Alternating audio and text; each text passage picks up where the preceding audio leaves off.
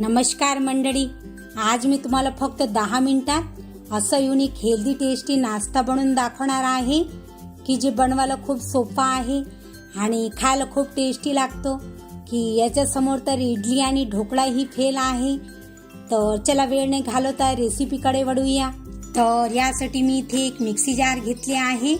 आता यामध्ये घालूया 1 कप रवा, अर्धा कप दही, सोबतच टाकूया 1 कप पाणी व 1 मोठा चम्मच तेल, ज्यामुळे नाश्ता छान मॉइस्ट बनेल। तर अगदी बारीक ग्राइंड करून घेऊया। तर आपण याला असं बारीक ग्राइंड करून घेतले आहे। तर एका बाउलमध्ये काढून घेऊयात आणि 5 मिनिट रेस्ट होऊ द्यायचं, ज्यामुळे रवा छान फुलून येईल। तर चला तोपर्यंत आपण पुढली प्रोसेस करून घेऊयात। आता नाश्ता बनवायला मी इथे हे ताट घेतला आहे। तर थोडंसं तेलाने ग्रीस करून घेऊया। तर आपलं ताट ही रेडी आहे आणि इकडे 5 मिनिट ही झालेले आहे व रवा ही छान फुलला आहे। आता यामध्ये घालूया 1 चम्मच जिरं, 1 चम्मच साखर, ज्यामुळे टेस्ट खूप छान येईल व चवीनुसार मीठ। तर सगळे साहित्य व्यवस्थित मिक्स करून घेऊयात।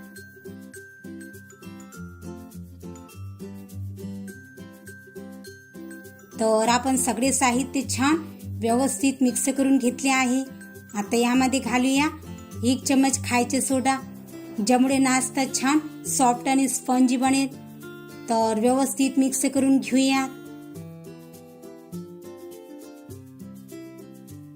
तर आपण सोडा टाकून याला व्यवस्थित मिक्स करून घेतले आहे। आता पूर्ण बॅटर ताटामध्ये घालून घेऊयात आणि वरून थोडंसं तिखट टाकायचं, ज्यामुळे टेस्ट खूप छान येईल। तर चला आता पटकन याला स्टीम करूया।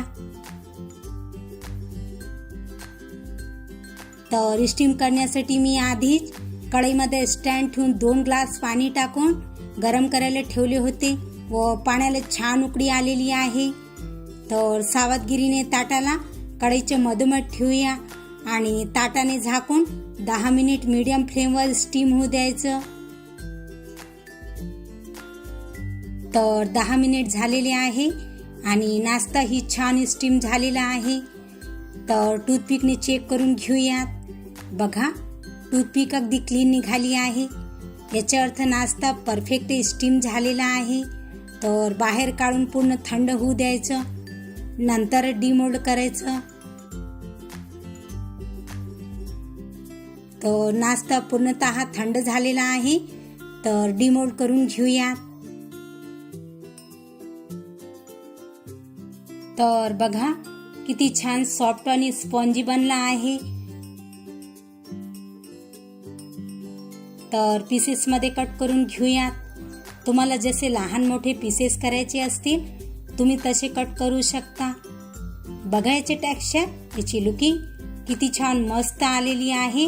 आता तुम्ही वाटलंच तर हा नाश्ता असाच खाऊ शकता, खूप टेस्टी लागतो। पण मी याला थोडंसं कुरकुरीत क्रिस्पी करत आहे। त्यासाठी गॅसवर गरम करायला एक कढई ठेवली आहे।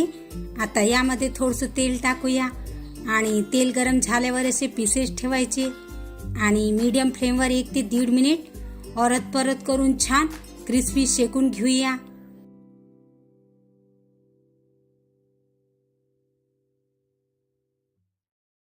बघा किती छान रंग आलेला आहे व किती कुरकुरीत क्रिस्पी बनला आहे। तर हळूवार प्लेटमध्ये काढून घेऊयात आणि याचप्रमाणे सारे कटलेट शेकून घेऊयात।